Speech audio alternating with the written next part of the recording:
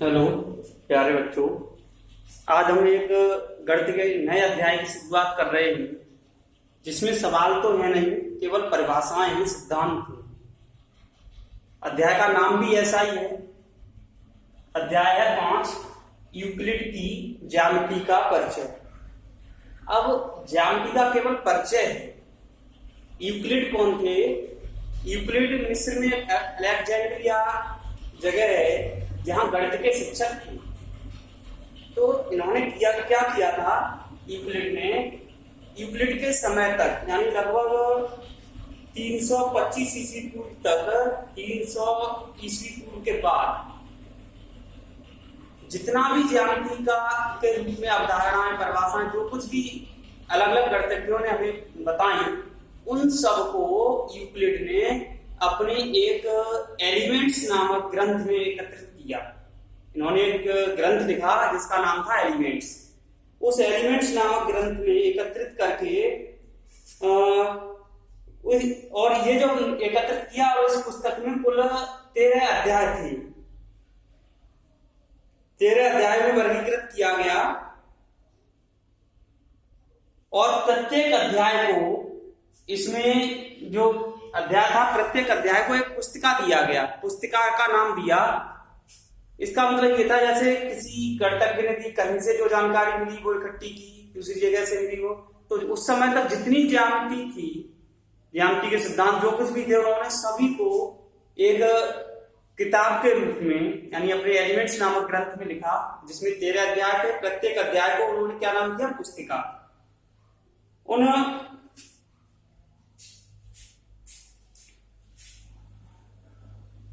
इन समस्त इसे जो एलिमेंट्स ग्रंथ था, इसने विश्व में ज्यामिति का एक नया रूप पेश किया, क्योंकि सब जानकारी जगह जगह के टुकड़ों में थी, वो इकट्ठी हो गई। और उसके बाद यूक्लिड के ही समय के कुछ यूनानी गणितज्ञ थे, ज्यामिति को अपने चारों ओर विश्व तथा उसमें उपस्थित वस्तुओं के सिद्धांतीय प्रतिमान के रूप में देखती थी। यानी यूक्लिड के समय के जितने भी यूनानी गणितज्ञ थे, वो ज्यामिति को अपने चारों ओर स्थित, जैसे हम तुम भी देखते हैं अपने चारों ओर तमाम ज्यामिति की चीजें हैं, रेखा, बिंदु और इन सब चीजों को वस्तुओं के सिद्धांत यानी प्रतिमान, मॉडल के रूप में देखते थे। यूनानियों द्वारा बिंदु, रेखा, समतल की अवधारणाएं भी चारों ओर स्थित वस्तुओं से प्राप्त की गई। यूनानी जो गणितज्ञ थे, उन्होंने बिंदु है, रेखा है, समतल है, इनकी जो अवधारणाएं थी, जो पोस्टुलेट्स थे, उनको अपने आसपास के परिवेश से अपने ही देखा था और उसके एक मॉडल के रूप में मानते थे।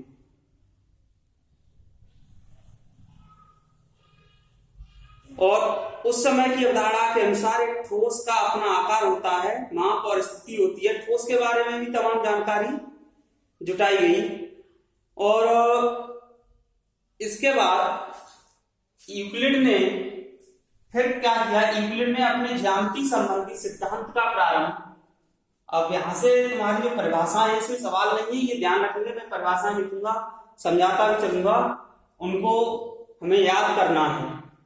यूक्लिड ने अपने ज्यामिति संबंधी सिद्धांत का प्रारंभ एलिमेंट्स की पुस्तक 1 में 23 परिभाषाओं से किया, जिनमें कुछ परिभाषाएं नीचे दी जा रही हैं, इनको समझेंगे। सबसे पहले है बिंदु। एक बिंदु यानी डॉट वह है जिसका कोई भाग नहीं होता, यानी बिंदु है तो उसे हम डिवाइड नहीं कर सकती, उसका कोई भी भाग नहीं होता। रेखा, एक रेखा चौड़ाई रहित लंबाई होती है। रेखा जो होती है उसमें कोई चौड़ाई ना मानते हुए केवल लंबाई होती है, वो रेखा है। ये उनकी परिभाषाएं हैं, यूक्लिड की परिभाषाएं हैं। एक रेखा के सिरे, कोई भी रेखा है उसके जो सिरे होते हैं वो बिंदु होते हैं। एक रेखा के सिरे बिंदु होते हैं। एक सीधी रेखा ऐसी रेखा है जो स्वयं पर बिंदुओं के साथ सपाट रूप से स्थित होती है। अगली परिभाषा थी, एक पृष्ठ वह है जिसकी केवल लंबाई व चौड़ाई होती है। किसकी बात की गई है? पृष्ठ की। ये व्हाइट बोर्ड दिखाई दे रहा है, मैं अगर ऊपर की सतह मान लें हम इसको, तो ये पृष्ठ है, और इसकी जो मोटाई है वो नगण्य मान ली जाती है, इसमें कोई मोटाई नहीं है। तो इसकी एक तो लंबाई है और चौड़ाई है। तो पृष्ठ जितने भी होते हैं, तभी तो हम पृष्ठों का केवल क्षेत्रफल ज्ञात करते हैं। ये ध्यान रखेंगे, पृष्ठ जो होंगे उनमें मोटाई नहीं होती है, केवल लंबाई और चौड़ाई थोड़ी नुमाएं उतनी। पृष्ठ के किनारे रेखाएं उतनी, ये पृष्ठ मान लें हम, तो इसका ये वाला किनारा है, ये क्या है? रेखा है। ऐसे ये किनारा है, इस भुजा, ये भी ये क्या है? रेखा है। अगला है, अगली है 7वीं परिभाषा है, इसका स्क्रीनशॉट ले सकते हैं और ये याद होनी चाहिए तुम लोगों को, ये ध्यान रखेंगे।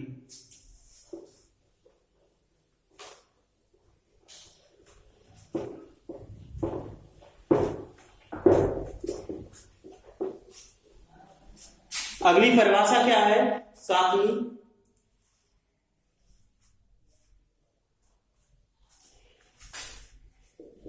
एक समतल पृष्ठ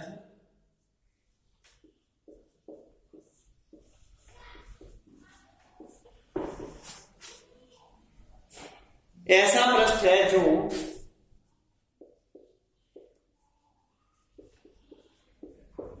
है जो स्वयं पर सीधी रेखाओं के साथ स्वयं पर सीधी रेखाओं के साथ, स्वयं पर सीधी रेखाओं के साथ सपाट रूप से स्थित होता है, सपाट रूप से स्थित होता है। ये परिभाषाएं किताब में भी दी गई हैं, ये तुम लोगों को याद करनी है। अब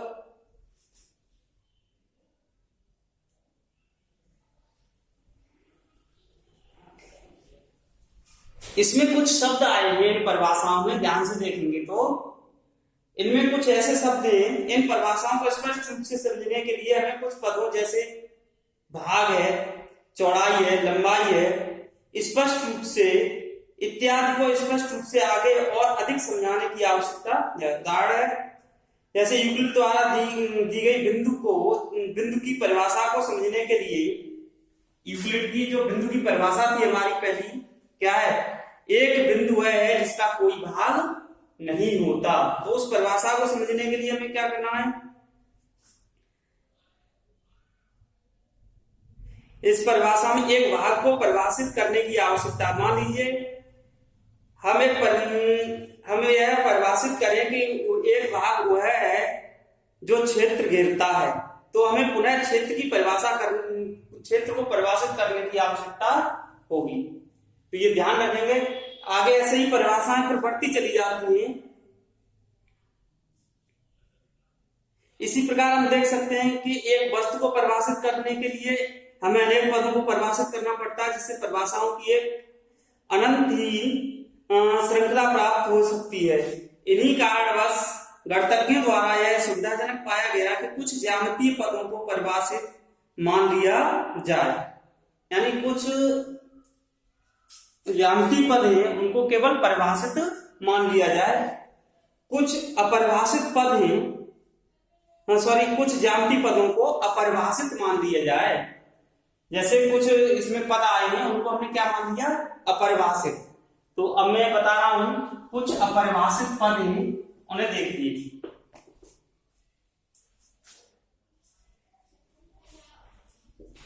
कुछ अपरिभाषित पद,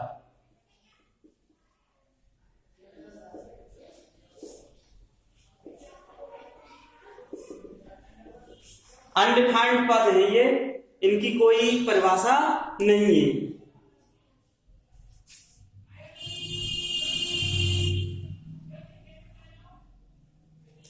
देखिए रेखा गणित में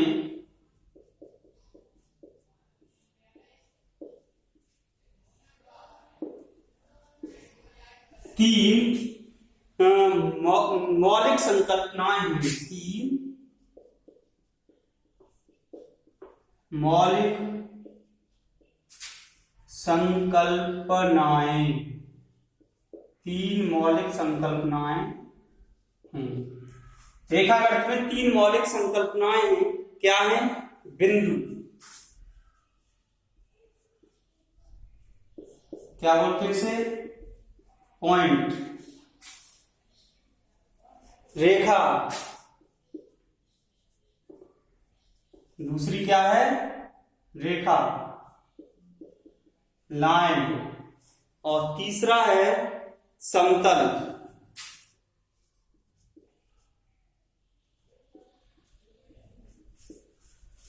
इसे प्लेन बोलते हैं। रेखागणित में तीन मौलिक संकल्पनाएं हैं, बिंदु, रेखा और समतल। अब है क्या, हम तीनों संकल्पनाओं को परिभाषा देने का प्रयत्न नहीं करेंगे क्योंकि इन्हें ठीक ठीक परिभाषित करना संभव नहीं है। इन तीनों की ही कोई ठीक ठीक परिभाषा नहीं है, इसलिए इनकी कोई परिभाषा नहीं है। परंतु उदाहरणों की सहायता से हम संकल्पनाओं को समझ सकते हैं, लेकिन कुछ उदाहरण ऐसे नहीं हम जिससे इन संकल्पनाओं को समझ सकें। तो देखिए, सबसे पहला है बिंदु। क्या है? बिंदु है यानी पॉइंट। बिंदु को समझना है हमें।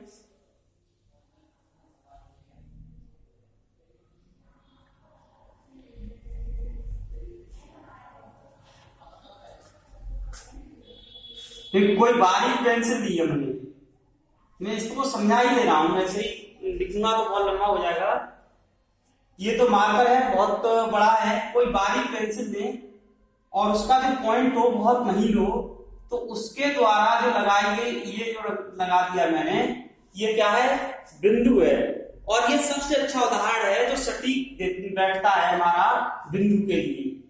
वैसे तो अगर हम जरा भी हमने मान लो ये कर दिया तो इसमें, तो ये इसमें एरिया कह दिया तो फिर ये बिंदु नहीं रहेगा।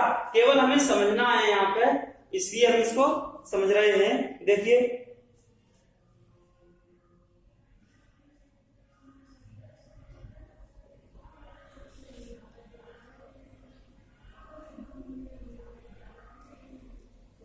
ये जो पॉइंट है उसमें पेंसिल का जो पॉइंट होगा वो जितना बारीक होगा, पेंसिल की जो नोक होगी वो जितनी बारीक होगी उतना ही छोटा बिंदु बनेगा, जो रेखागणित के में से संबंधित बिंदु के सबसे अधिक और नजदीक अच्छी परिभाषा देता है बिंदु की।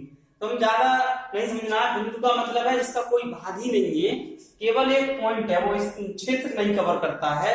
क्षेत्र कवर करेगा तो वो बिंदु नहीं रहेगा।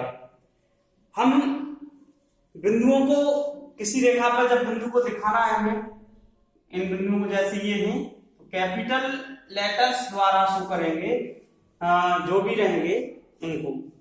उसके बाद है रेखा। दूसरा क्या है? रेखा है यानी लाइन।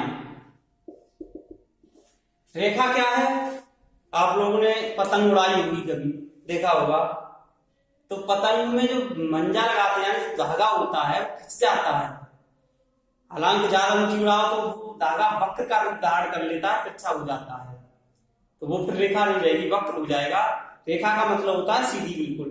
तो खिंचा हुआ अगर कोई धागा नहीं, मिस्त्री जैसे दीवार बनाता है तो उसका दोनों तरफ धागा बांध लेता है, तो उस धागे को हम एक रेखा मान सकते हैं, उस धागे को रेखा माना जा सकता है। खिंचा हुआ धागा है, अथवा स्केल सभी ने देखे हैं, स्केल का किनारा है, बोर्ड का केवल एक किनारा नहीं, तो ये सब और कागज का किनारा ले सकते हैं। तो ये सब क्या है? रेखा को व्यक्त करते हैं। इसको रेखा के सबसे नजदीक उदाहरण है कौन कौन? खिंचा हुआ धागा ले देखें, स्केल का किनारा देखें, या बोर्ड का किनारा देखें, कागज का किनारा देखें, ये सब क्या है, किनारे में जो बिल्कुल साइड, ये रेखाएं हैं जो रेखा के सबसे नजदीक उदाहरण है। तो बिल्कुल ये इस तरीके से, तो ये क्या है, रेखा। ये सभी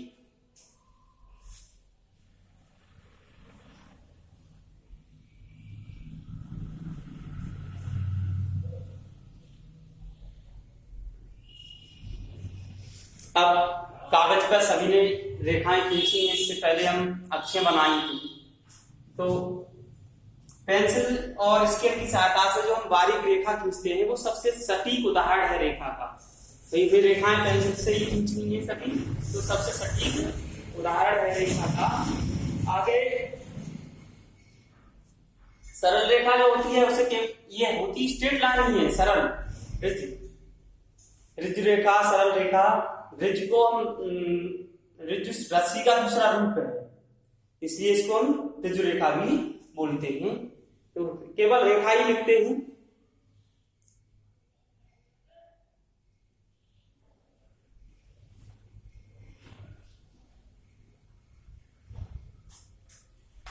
एक परिभाषा और दे सकते हैं हम यहां पर, ज्यामिति सरल रेखा,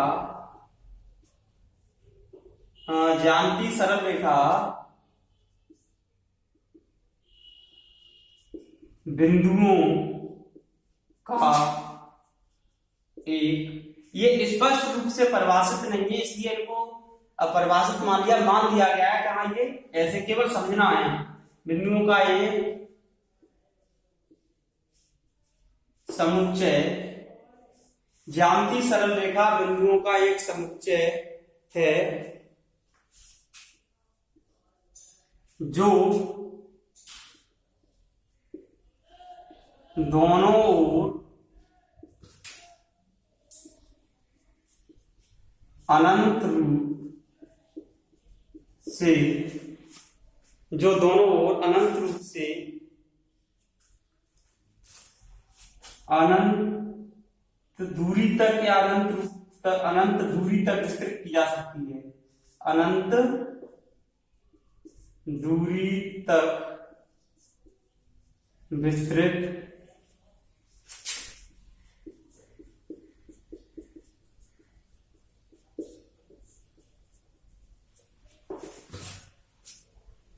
बिंदु। अब इसमें एक शब्द है समुच्चय, समुच्चय कहते हैं समूह को। जैसे अगर हम बिंदुओं का एक संग्रह दें और इनको पास पास कर दें बिंदुओं को, ठीक है, और इनको पास पास कर दें तो ये बिंदुओं का एक समूह है। कोई रेखा है वो क्या है, बिंदुओं का एक समूह है, बिंदुओं का एक समुच्चय। समूह को हमने समुच्चय नाम दे दिया व्यक्ति की परिभाषा में। ज्यामिति सरल रेखा यानी एक रेखा का रूप लग रहा है हमें, बिंदुओं का एक समुच्चय है दोनों ओर अनंत दूरी तक विस्तृत की जा सकती है। इसलिए हम रेखा के दोनों ओर तीर का निशान लगा देते हैं। ये ध्यान रखना, ये तीर का निशान लग गया तो इसका मतलब ये है कि इस रेखा को और आगे तक हम कहीं पे भी बढ़ा सकते हैं। एक चिन्ह और मिलेगा तुम लोगों को, ये तीर का निशान लगाने के बाद उसके आगे ये बना दिया हमने। अगर ये बना दिया तो इसका मतलब ये है कि ये रेखा अब आगे नहीं बढ़ाएंगे, यहीं पे रुक गई। अगर केवल तीर के निशान लगे हुए हैं तो इसका मतलब ये है कि ये रेखा हमारी आगे तक कहीं पे भी जा सकती है। आगे की कुछ परिभाषाएं और हैं। अब जो रेखा है उसे अंग्रेजी वर्णमाला के एल एम एन, अपवाद से स्मॉल लेटर से व्यक्त करते हैं, LMN PQR से व्यक्त कर सकते हैं। अब दो हो गए बिंदु रेखा। अब बात आती है समतल की। इसमें केवल समझने वाली चीजें हैं, ये ध्यान रखेंगे, याद करने वाली चीजें हैं। तो अब समतल, समतल मीन्स प्लेन क्या है, देखिए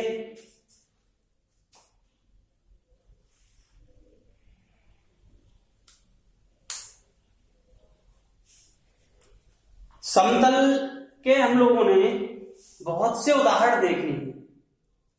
हम अपने दैनिक जीवन में अपने आसपास तमाम समतल के उदाहरण हैं। मैं यहीं पर कई बता देता हूं। ये बोर्ड है, इस बोर्ड का ऊपरी जो सिरा है, जो पृष्ठ है, ये एक समतल है। बोर्ड जिस दीवार पर टंगा है उस दीवार का अगर हम पृष्ठ देखें, ये एक समतल है। फर्श है, फर्श भी एक समतल है।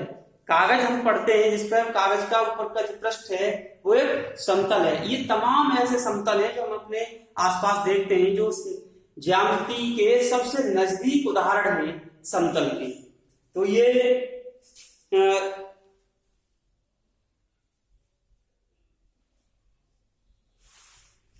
समतल तो उसको हम कहीं तक भी फैला सकते हैं। जो ये भी अनंत रूप से विस्तृत होते हैं, जैसी इसका कोई वो नहीं है। और समतल के लिए हमें पता ही है, दो विमाएं होती हैं, दो भुजाएं, लंबाई और चौड़ाई होती है। आगे अब जो मेन चीज है वो ये है,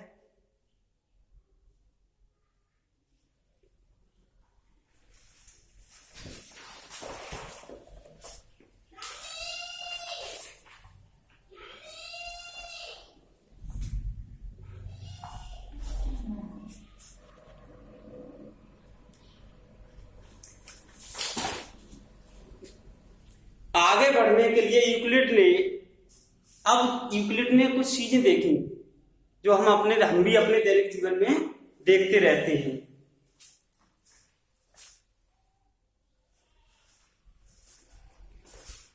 आगे बढ़ने के लिए यूक्लिड ने कुछ ऐसी चीजें, ये सब थ्योरी जो मैं बोल रहा हूं वो सब तुम्हारी किताब में उपस्थित है, ये ध्यान रखेंगे। एक बार सभी विद्यार्थियों से अनुरोध है कि जो यूक्लिड ज्यामिति का परिचय, उसमें सवाल नहीं, केवल ऐसे जैसे हिंदी पढ़ रहे हैं उसको हमें समझना है तो उस चैप्टर को पढ़ जरूर लें अपने आप। एक बार एक एक लाइन करके पढ़े, जैसे हिंदी की कहानियां पढ़ते हैं उस हिसाब से, तो हमें बहुत से उसमें पॉइंट से जो शब्द है वो समझ में आएंगे। तो इसमें भी कुछ शब्द और मैं बता रहा हूं, ध्यान से समझेंगे। आगे बढ़ने के लिए यूक्लिड ने पहले से परखे हुए कुछ गुणों को बिना उत्पत्ति के सत्य कथन मानने की कल्पना की। कुछ गुण ऐसे थे जिन्हें हमने बिना प्रूफ किए सत्य मान लिया, बिना प्रूफ किए सत्य मान लिया, ऐसी कल्पना की। ये कल्पना वास्तव में स्पष्ट सर्वव्यापी सत्य थी। कुछ चीजें ऐसी होती हैं जो हमेशा सत्य है तो सत्य ही रहती है। तो ये कथन ही ऐसे थे कि वो सर्वव्यापी सत्य थे।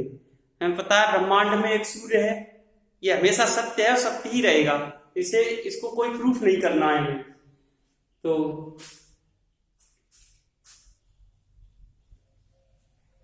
ये कल्पनाएं दो वर्गों में विभाजित की गई। अब ये भी कल्पनाएं थी जो सर्वव्यापी सत्य थे, उन्हें दो वर्गों में विभाजित कर दिया गया। एक पहला वर्ग था अभिग्रही एक्जिम्स, और दूसरा है अभिधारणाएं पोस्टुलेट्स। पहला जो है वो एक्जिम्स है, अभिग्रही, और दूसरा अभिधारणाएं हैं। तो इनके बारे में हम आगे पढ़ेंगे विस्तृत रूप से। उन्होंने दिया गया, उन्हें ज्यामिति से संबंधित कल्पनाओं को अभिधारणा का नाम दिया। यानी ज्यामिति से संबंधित कल्पनाएं जितनी भी थी, जो ज्योमेट्री से संबंधित हैं, जितनी कल्पनाएं की थी, रेखा, बिंदु, समतल, जो कुछ भी था, उन सबको क्या नाम दिया? अभिधारणाएं। और अभिग्रहित जो थे उनके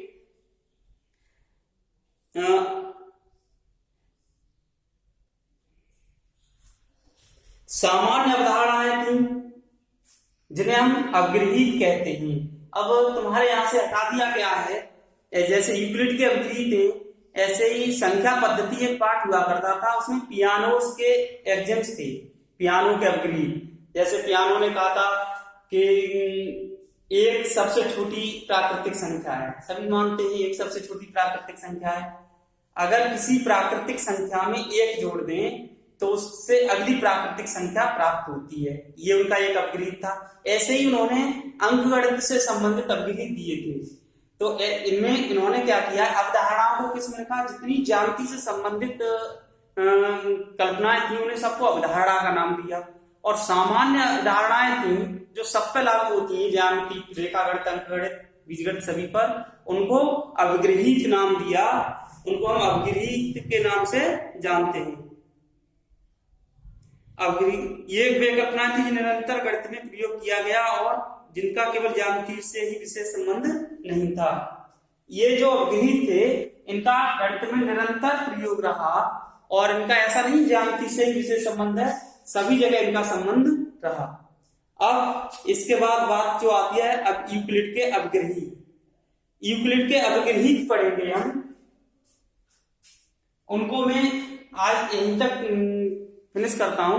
अब यूक्लिड के अवगृहीत का जो कहानी है वो अगले वीडियो में दूंगा। और यहां से तुम्हारा जो अवगृहीत है, कुछ परिभाषाएं मैंने दे दी, उन्हें भी याद रखना है।